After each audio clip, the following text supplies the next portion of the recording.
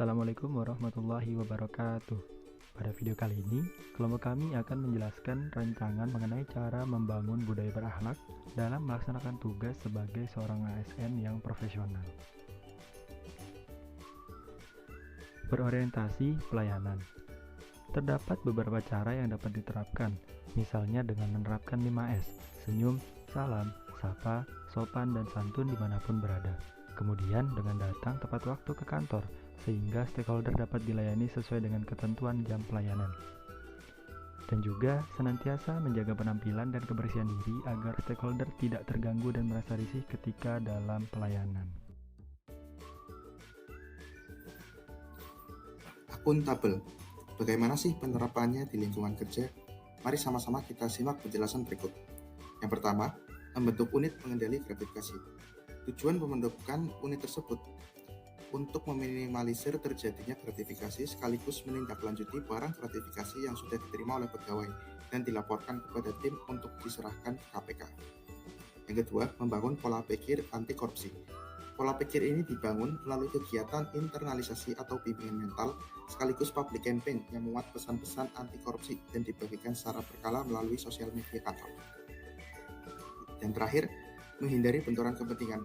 ASN harus dapat memastikan kepentingan pribadi atau keuangan tidak bertentangan dengan kemampuan mereka untuk melakukan tugas-tugas resmi mereka dengan tidak memihak.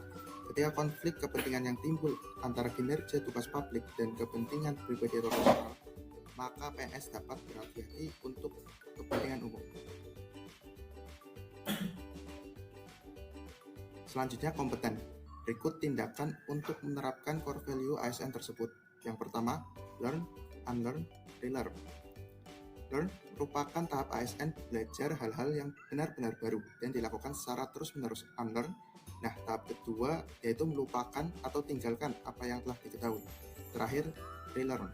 Dalam tahap ini kita benar-benar menerima fakta baru. Kedua, meningkatkan kompetensi diri.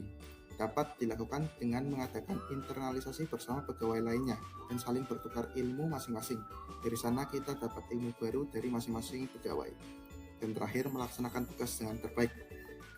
Dengan terlaksananya tugas dengan baik, maka rekan dan atasan akan menilai kita sebagai pegawai yang kompeten, bahkan dapat diberi kepercayaan untuk melakukan hal-hal yang baru yang dapat meningkatkan skill sekaligus bermanfaat di lingkungan kerja. Selanjutnya adalah nilai harmonis. Upaya membangun nilai harmonis dalam kehidupan sehari-hari sebagai seorang ASN dapat dilakukan dengan perilaku sebagai berikut. Yang pertama, membiasakan diri untuk menghormati orang lain dan menghargai perbedaan. Yang kedua, menjalin hubungan yang baik dengan rekan kerja dan juga atasan. Yang ketiga, menumbuhkan sikap toleransi. Yang keempat, bertutur kata sopan dan bersikap santun.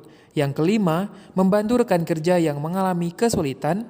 Yang keenam, tidak melibatkan urusan pribadi dalam pekerjaan agar suasana kantor tetap kondusif. Dan yang terakhir, mengikuti dan menginisiasi kegiatan bonding dengan rekan kerja. Selanjutnya adalah nilai loyal. Upaya membangun nilai loyal dapat dilakukan dengan perilaku sebagai berikut. Yang pertama, menumbuhkan rasa cinta dan komitmen yang tinggi terhadap pekerjaan yang diamanahkan. Yang kedua, mengamalkan nilai-nilai Pancasila dengan baik. Yang ketiga, tidak memberikan kata sandi akun-akun yang berhubungan dengan pekerjaan kepada orang lain. Yang keempat, menggunakan media sosial dengan bijak dalam rangka menjaga rahasia jabatan dan negara. Dan yang terakhir, tidak melakukan perbuatan yang merusak nama baik sesama ASN, pimpinan, instansi, dan negara seperti berjudi, mabuk-mabukan, narkoba, korupsi, dan lain sebagainya. Adaptif. Nilai ini dapat diwujudkan dengan beberapa perilaku konkret. Yang pertama, dengan menumbuhkan rasa ingin tahu yang tinggi terhadap sesuatu. Yang kedua, membuat inovasi atas permasalahan yang ada di kantor. Yang ketiga, selalu berpikir ke depan. Yang keempat, selalu up to date terhadap ilmu pengetahuan dan teknologi. Yang kelima, selalu menyesuaikan diri dengan kebijakan kantor, seperti pola kerja WFH dan WFO. Kolaboratif. Nilai ini dapat diwujudkan dengan beberapa perilaku konkret sebagai berikut. Yang pertama adalah dengan berkontribusi dalam acara-acara kantor seperti dengan menjadi MC ataupun panitia. Yang kedua, bekerja sama dengan rekan kerja dalam menyelesaikan suatu permasalahan. Yang ketiga, mengikuti ataupun menginisiasi sebuah proyek bersama yang dilakukan dengan rekan kerja.